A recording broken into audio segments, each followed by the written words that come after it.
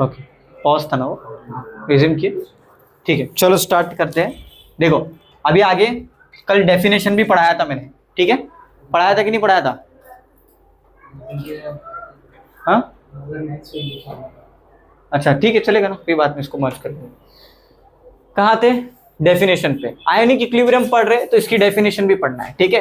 क्या होता है इक्विलिब्रियम, ठीक है, तो इक्विलिब्रियम क्या होता है वो चीज को हमको यहाँ समझना है। अच्छा मुझे बताओ सलमान, ये CH3COH क्या है, एक कंपाउंड है कि नहीं है? क्या अभी तक ये आयन बना क्या?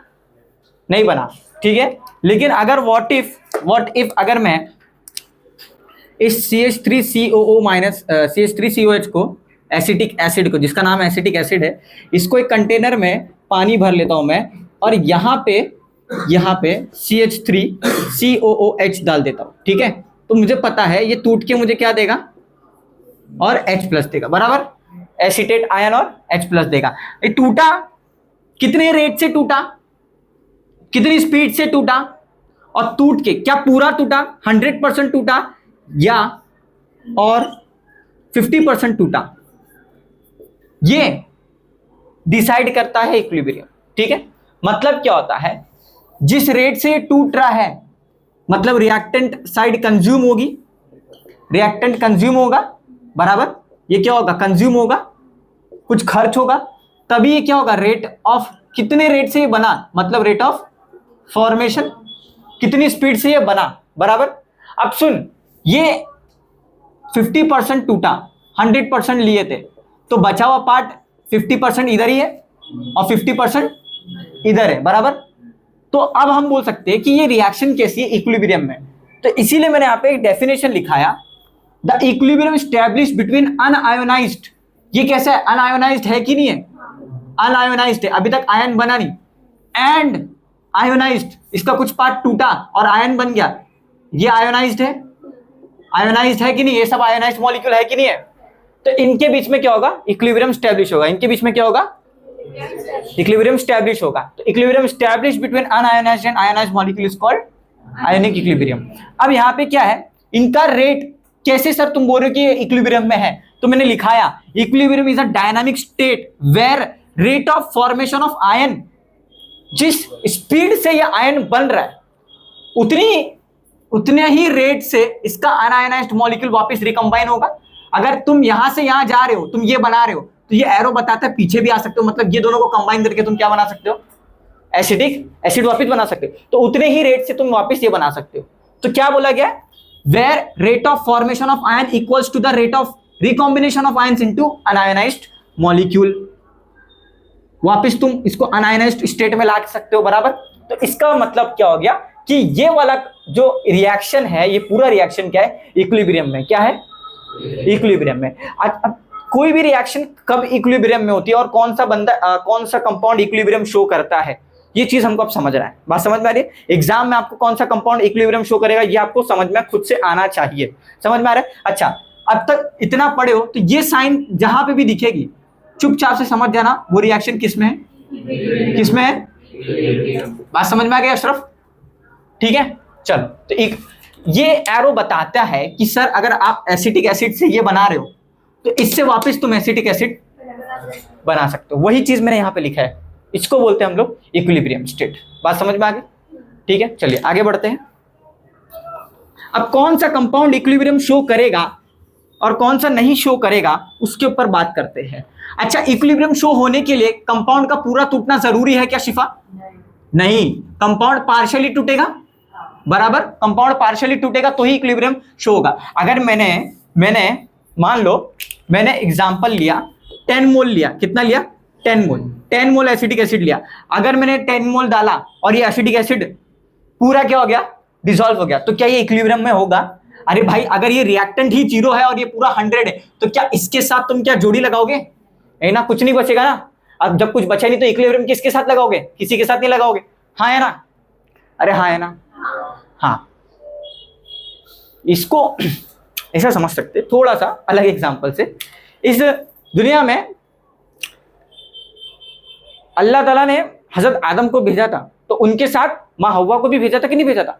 तो चीजें बैलेंस है, मर्द के साथ औरत को भी रखा गया, बराबर ना। तो इस तरीके से ऐसे थोड़ा यहां इस तरीके से सोच सकते हो कि यार अगर ये है तो ये है तो फिर ये भी है। बात समझ में आ रही? ऐसा सोच के चलना कि जिस रेट से ये बन रहा है उतनी ही रेट से वापस अपने पुराने स्टेट में आ सकता है। बात समझ में आ रही है? बराबर ना? तो जरूरी है कि ये चीज क्या है, अब इक्विलिब्रियम में। क्या है ये? इक्विलिब्रियम में रेट। अब रेट क्या होता है? What is the rate in chemistry, in physics?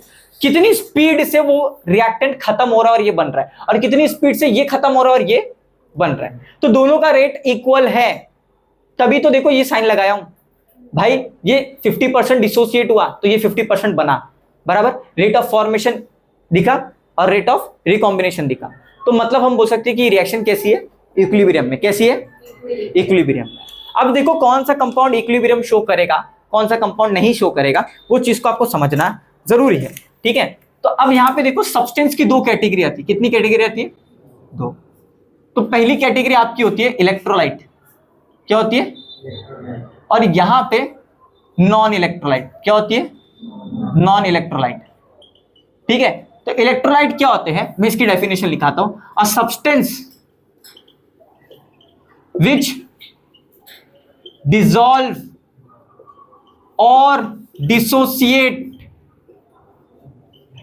into water or aqueous solution is called electrolyte। is called electrolyte। ऐसा सब्सटेंस जो पानी में जाके डिसॉल्व हो जाए उसको आपने क्या नाम दिया? क्या ग्लूकोज पानी में जाके डिसॉल्व हो रहा था? नहीं हो रहा था, नहीं टूट रहा था, उसका डिसोसिएशन हो रहा था क्या? नहीं। तो नॉन इलेक्ट्रोलाइट है कि नहीं है? हाँ। अच्छा, इलेक्ट्रोलाइट भी दो टाइप के होते हैं। कितने टाइप के होते हैं? एक होता है आपका स्ट्रॉन्ग इलेक्ट्रोलाइट। कैसा होता है? एक होता है आपका वीक इलेक्ट्रोलाइट। कैसा होता है? Weak electrolyte. बात समझ में आ गई? एक होता है आपका स्ट्रॉन्ग इलेक्ट्रोलाइट, एक होता है आपका वीक इलेक्ट्रोलाइट। अच्छा सुनो, यहां तक समझ में आ गई बात, ठीक है। अब थोड़ा सा और आगे बढ़ो। नॉन इलेक्ट्रोलाइट क्या? इसका पूरा उल्टा कर दो। A substance which do not dissolve और dissociate into water is called non electrolyte. समझ में आ गया? क्लियर है मुबशिरा? समझ में आया? अच्छा, अब स्ट्रॉन्ग इलेक्ट्रोलाइट और वीक इलेक्ट्रोलाइट में सर क्या फर्क है, और इसमें एग्जांपल बताओ हम लोग को कौन सा स्ट्रॉन्ग है और कौन सा वीक है, ठीक है। अब सुन देख, कभी भी एक नोट लिख, यहां पे नोट, हमेशा वीक इलेक्ट्रोलाइट ही इक्विलिब्रियम शो करेगा। तनवीर कहां ध्यान है? हमेशा वीक इलेक्ट्रोलाइट ही क्या करेगा? इक्विलिब्रियम शो करेगा। क्यों? क्योंकि वीक इलेक्ट्रोलाइट 50% डिसोसिएट हुआ तो 50% डिसॉल्व, 50% अनडिसोसिएटेड भी है, बराबर 50-50 है कि नहीं। तो मैं ये बताना चाह रहा हूं कि कुछ पार्ट डिसोसिएट होगा, कुछ पार्ट डिसोसिएट नहीं होगा। और अगर मैं बोलूं स्ट्रॉन्ग इलेक्ट्रोलाइट, तो स्ट्रॉन्ग इलेक्ट्रोलाइट तो भाई पूरा कंप्लीटली पानी में डिसॉल्व हो चुका है, तो अब कहां से इक्विलिब्रियम आएगा? पूरा तो खर्च हो गया, पूरा कंज्यूम हो गया वो। तो स्ट्रॉन्ग इलेक्ट्रोलाइट कभी भी इक्विलिब्रियम शो नहीं करेगा, वीक इलेक्ट्रोलाइट हमेशा इक्विलिब्रियम शो करेगा। अब स्ट्रॉन्ग इलेक्ट्रोलाइट में याद रख दो कैटेगरी, इसका डेफिनेशन लिख। A substance which completely dissolve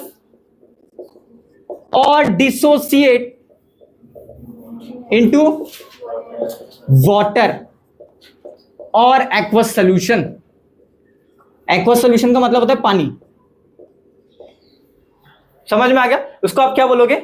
strong electrolyte. बात समझ में आ गई? जो कंप्लीटली देख, डिसोसिएशन में मानता हूं स्ट्रॉन्ग इलेक्ट्रोलाइट भी 100% डिसोसिएट नहीं होते, 99% तक डिसोसिएट हो जाते हैं। बात समझ में आ रही? है कि नहीं, तो उसको हमने क्या नाम दे दिया, स्ट्रॉन्ग इलेक्ट्रोलाइट। अब वीक इलेक्ट्रोलाइट में क्या हो जाएगा बोलो, a substance which does not dissolve completely, जो completely बोलो डिसॉल्व नहीं होते, is called weak electrolyte, is called weak electrolyte. बात समझ में आ गई बच्चा? वीक इलेक्ट्रोलाइट किसको बोलते हैं, जो कंप्लीटली डिसोसिएट ना हो। तो ये क्या है, ये वीक है या स्ट्रांग है, वीक है। जो भी वीक होगा उसके बीच में ये साइन होगा, जो भी वीक होगा वो इक्विलिब्रियम शो करेगा, जो भी वीक होगा वो इक्विलिब्रियम शो करेगा। हाँ, अभी भी बताते हुए चलो, कहीं कहीं जगह एक्सेप्शनल केस है, उसकी एक बात अलग से मैं आपको बताऊंगा कि हम लोग इक्विलिब्रियम का साइन लगा देते हैं कहीं कहीं जगह, ठीक है, मतलब कोई जो स्ट्रांग है उसमें भी, तो इसका एक अलग से डिस्कशन होगा। फिलहाल के लिए अभी 100% याद रखो, जो वीक होगा उसके पीछे क्या होगा, इक्विलिब्रियम होगा। रिएक्शन के बीच में क्या लगाओगे, इक्विलिब्रियम का साइन, मतलब फॉरवर्ड और बैकवर्ड एरो दोनों लगेगा, मतलब रिवर्सिबल और इरिवर्सिबल दोनों, ठीक है, तो मतलब सॉरी रिवर्सिबल एरो, ठीक है। चलिए, तो स्ट्रॉन्ग इलेक्ट्रोलाइट समझ में आया, वीक इलेक्ट्रोलाइट समझ में आया, हाँ है ना। अब जरा ध्यान से देखो, स्ट्रॉन्ग इलेक्ट्रोलाइट में दो टाइप आते हैं, strong acid, strong base. Strong electrolyte में स्ट्रॉन्ग एसिड और स्ट्रॉन्ग हाँ, स्ट्रॉन्ग इलेक्ट्रोलाइट लिखा रहा हूं, स्ट्रॉन्ग एसई मतलब स्ट्रॉन्ग एसिड। स्ट्रॉन्ग इलेक्ट्रोलाइट में क्या आते हैं, स्ट्रॉन्ग एसिड, क्या आते हैं, strong acid, strong base, strong base.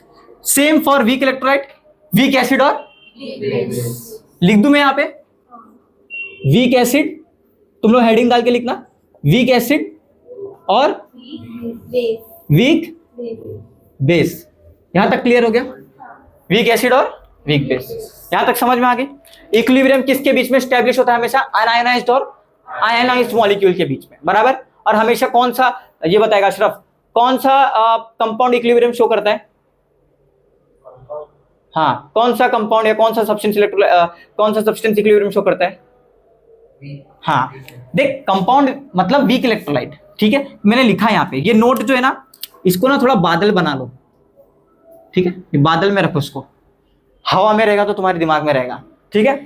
तो हमेशा वीक इलेक्ट्रोलाइट ही इक्विलिब्रियम शो करेगा, ठीक है, कोई स्ट्रॉन्ग इलेक्ट्रोलाइट इक्विलिब्रियम शो नहीं करेगा। बात समझ में आ गई, यहाँ तक क्लियर है, यहाँ तक ठीक है। तो इतना लिख लो, फिर नमाज चले जाओ, नमाज से आने के बाद हम लोग इंशाल्लाह कंटिन्यू करते हैं, और जल्दी आ जाओ, ठीक है, क्योंकि मेरा लेक्चर 8 बजे तक ही है, ठीक है।